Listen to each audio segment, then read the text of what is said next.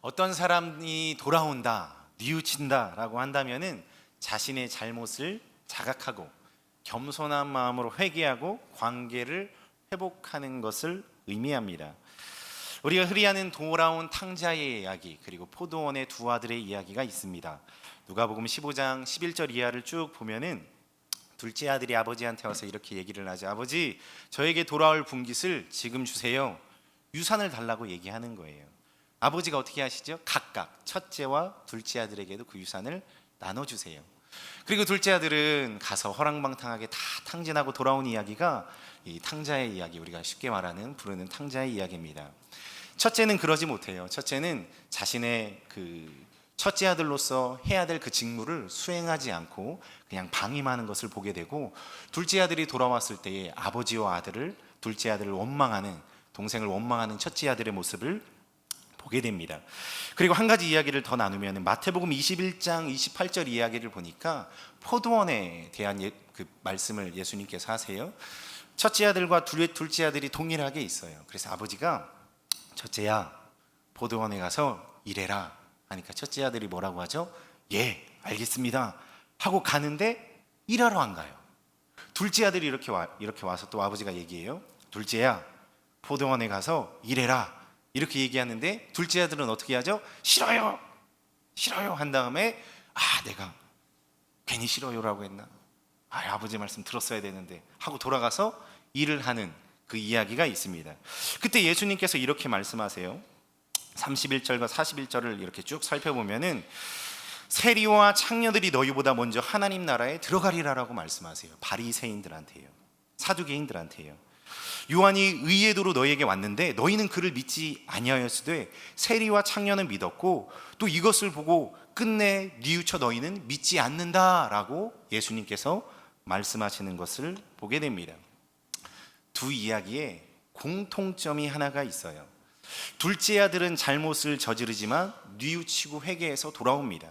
그런데 첫째 아들은 앞에서는 잘하는 것 같은데, 겉모습은 괜찮은 것 같은데 뒤에 가면은 겉모습만 번지르르하고 말씀을 듣지 않고 거부하는, 그리고 자신의 직무를 제대로 수행하지 않고 첫째 아들로서의 삶을 살아가지 않는 그러한 특징을 보여주고 있다라는 것이에요. 불순종이죠. 순종이 제사보다 낫다라고 성경은 말씀해주고 있어요. 사무엘상 13장 이하를 보면은 사울 왕이 등장을 해요. 하나님께서 사울 왕을 세우시죠. 그런데 어떠한 일이 일어나요? 블레셋과의 전투가 딱 일어나요. 그래서 그들이 언덕에 있는데 블레셋 군대가 아주 너무나도 많게 모리알과 같이 많은 블레셋 군대들이 앞에 있는 거예요. 진을 치고 있어요. 이스라엘 백성들도 같이 대면에 있습니다. 근데 그들은 농기구를 가지고 있고 블레셋 사람들은 무기를 가지고 있어요. 이스라엘 백성들이 어떻게 될까요? 기다려요. 사무엘이 번제를 하러 온다라고 얘기를 했거든요. 근데 사울은 사람들이 하나둘 떠나는 것에 불안감을 느껴버립니다. 그래서 그 불안과 불안 안에 어떻게 하죠? 그 번제를, 그 화목제물을 가지고 와서 자기가 드려버려요. 그래서 이 사무엘이 와서 왜 무슨 일을 당신이 하였냐 이렇게 말하면서 하나님께서 당신을 버렸다라고 말을 듣게 됩니다. 그 이후에 버렸다라고 이야기를 듣지만 두 번째 일이 한 번 더 일어나요. 아멜렉입니다. 하나님께서는 사울에게 다시 얘기해요. 사무엘을 통해서 아멜렉을 진멸하라고 명령하세요. 그런데 이 사울이 가서 다 진멸하려고 해서 다 진멸하는 것처럼 보입니다. 그런데 돌아오는데 이 사무엘이 들으니까 짐승 소리가 들리는 거예요. 똑같나요? 그런 소리가 막 들리는 거예요. 그래서 사무엘이 사울 왕이요, 이게 무슨 소리입니까? 이렇게 얘기를 해요. 백성들이 여호와께 드릴 그 번제물을 잘 구별해서 좋은 것을 가지고 왔습니다. 이렇게 이야기하는 사울을 보게 됩니다. 이때 유명한 말씀이 있어요. 순종이 제사보다 낫다라는 말을 여기에서 듣습니다. 사울은 이렇게 불순종의 아이콘으로 사람을 바라보고 재물을 바라보고 백성을 바라보면서 자신이 세워지길 원했기 때문에 그는 불순종의 길로 나아가는 것을 보게 됩니다. 성경은요, 순종을 강조합니다. 순종은요, 구원과 생명으로 하나님 나라로 이어지는 발걸음이에요. 순종은 하나님 나라로 이어지는 발걸음이라는 거예요. 무엇이 있으면요? 순종 안에 믿음이 있으면요. 자, 그런데 오늘 말씀 안에서는 이 순전한 순종보다 조금 다른 색깔의 순종이에요. 뭐냐면 회개하지는 않았지만 마지못해 하는 순종의 장면이 등장합니다. 우리도 신앙생활을 하다 보면 온전히 순종하고 싶은데 그 순종이 잘 돼요? 안 돼요? 안 될 때가 있죠? 그리요. 그럴 때가 많이 있어요.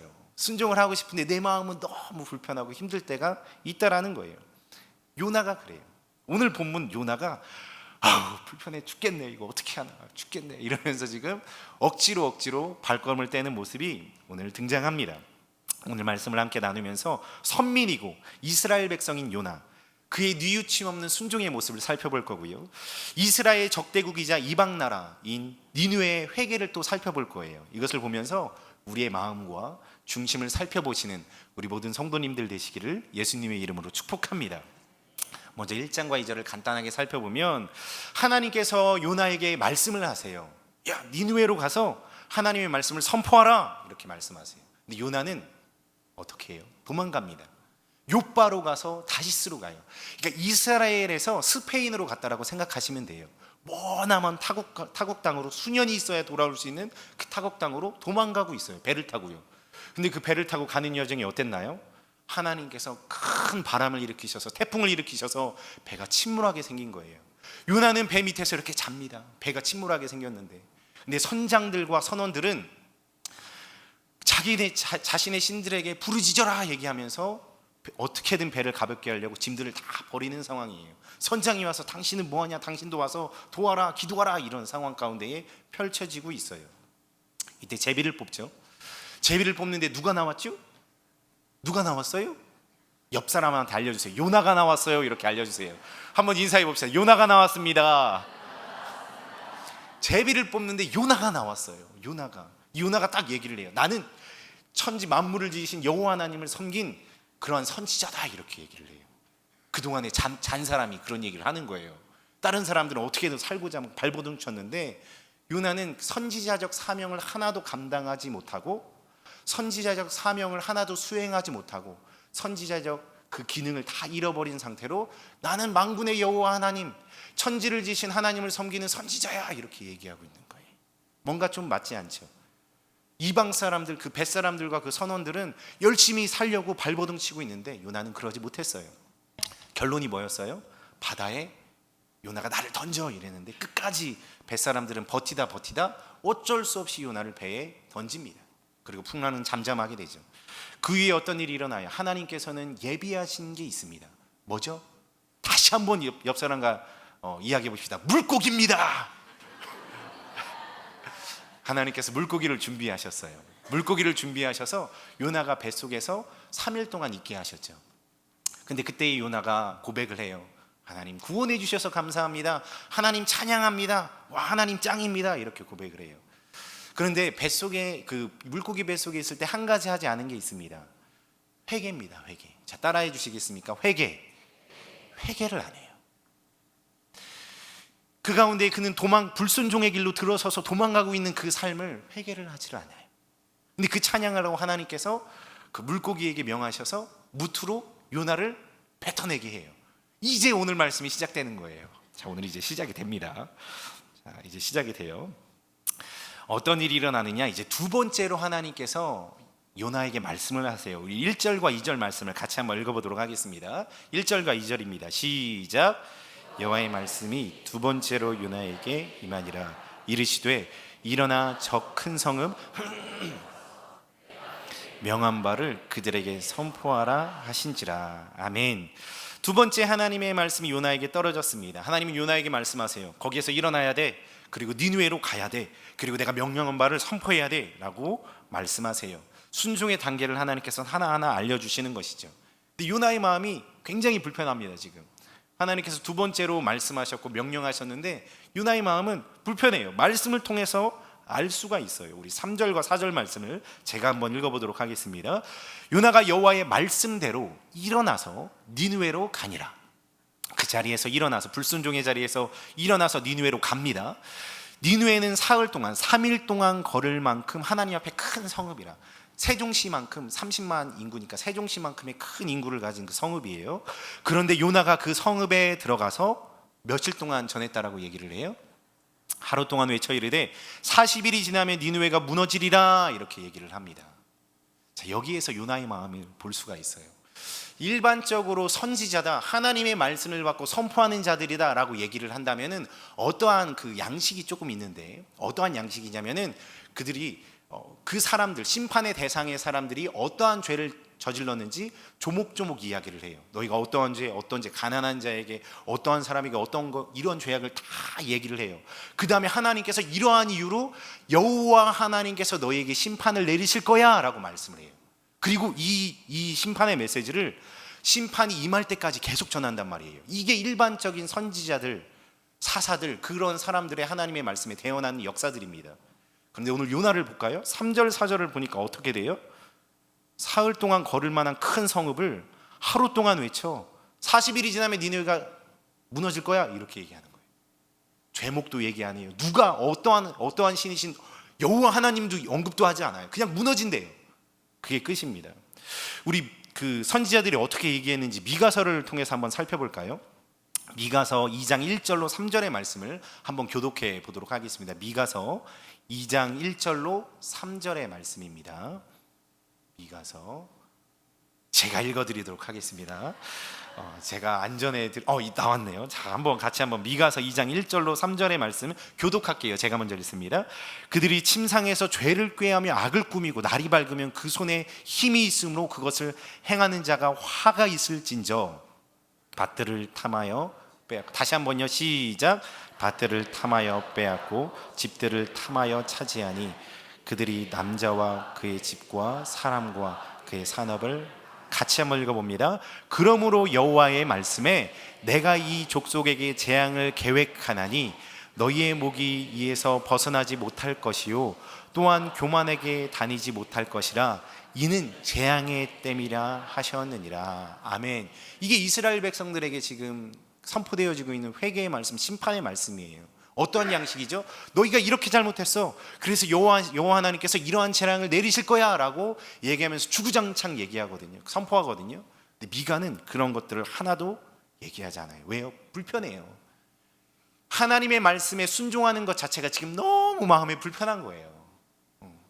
진짜 이거 내가 선포하고 싶지 않은데 니느웨, 그 우리 이스라엘 백성들의 그 원수, 우리를 괴롭히는 나라, 그들 회개하고 돌이키면 안 되는데, 멸망당해야 되는데 내가 가서 왜 이걸 선포해야 되나 이러고 있는 요나의 마음을 볼 수 있게 됩니다.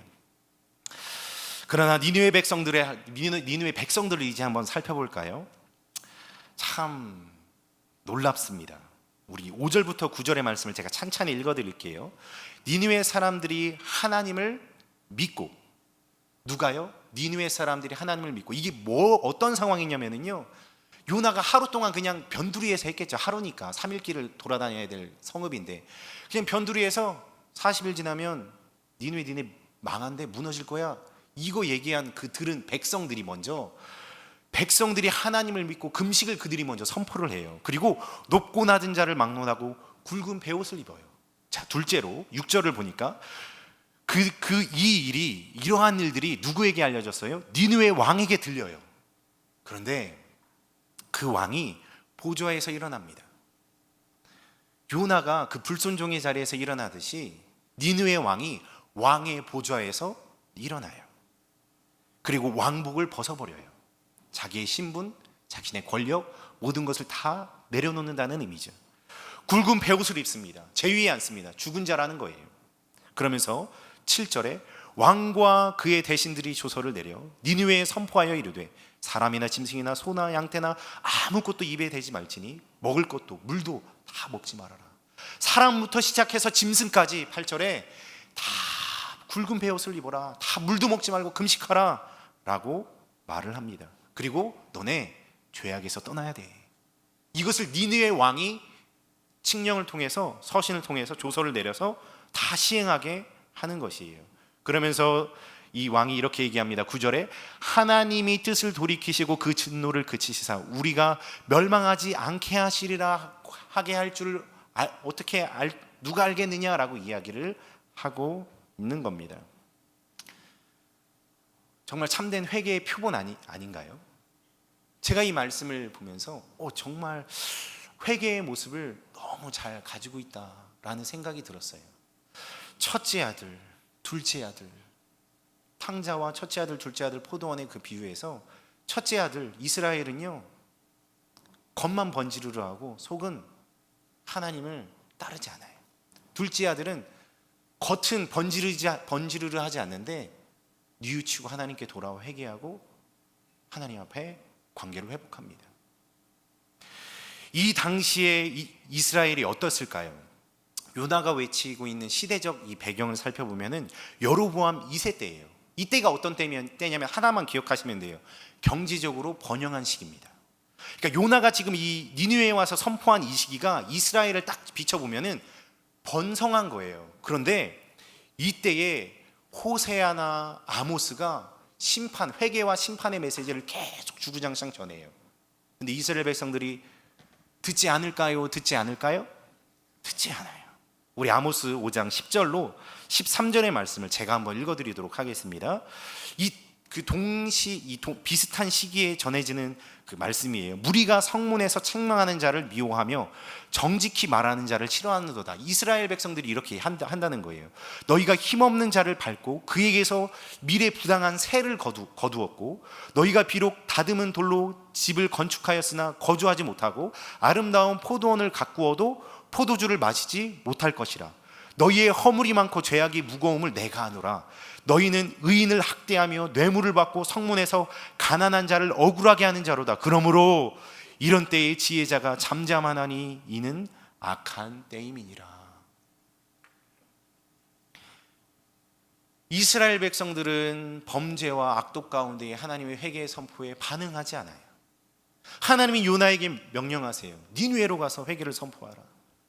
요나는 싫어서 억지로 끌려가지고 목덜미를 잡히는 것처럼 가서 툭 던지고 오잖아요. 니느웨는 어떻게 해요? 니느웨는 어떻게 했습니까? 낮은 자부터 높은 자까지 왕은 보좌에서 일어나서 왕복을 다 벗고 금식하고 물도 마시지 않고 베옷을 입고 온 짐승부터 사람까지 다 동일하게 선포하고 너네 악에서 떠나야 돼. 하나님께서 돌이키실지도 몰라.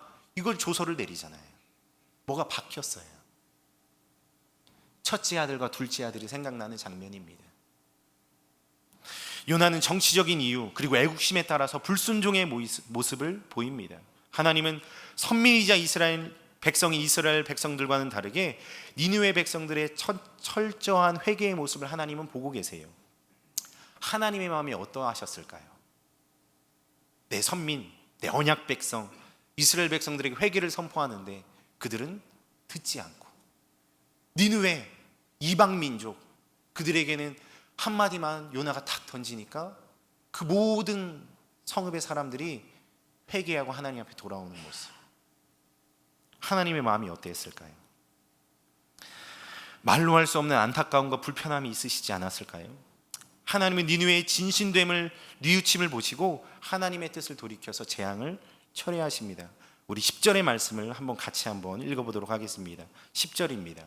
시작. 하나님이 그들이 행한 것 곧 하나님이 뜻을 돌이키사 그들에게 내리리라고 말씀하신 재앙을 내리지 아니하시니라. 아멘. 사랑하는 성도님들, 어떠한 순종의 모습으로 살아가고 계신가요? 하나님은요, 이스라엘 백성들을 큰 이적 가운데에 애굽에서 출애굽시켜 주셨습니다.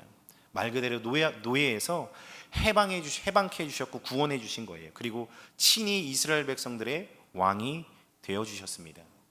하나님은 이스라엘 백성들과 언약의 관계를 끝까지 이어가고자 하지만 이스라엘 백성들은 그것을 거절해요.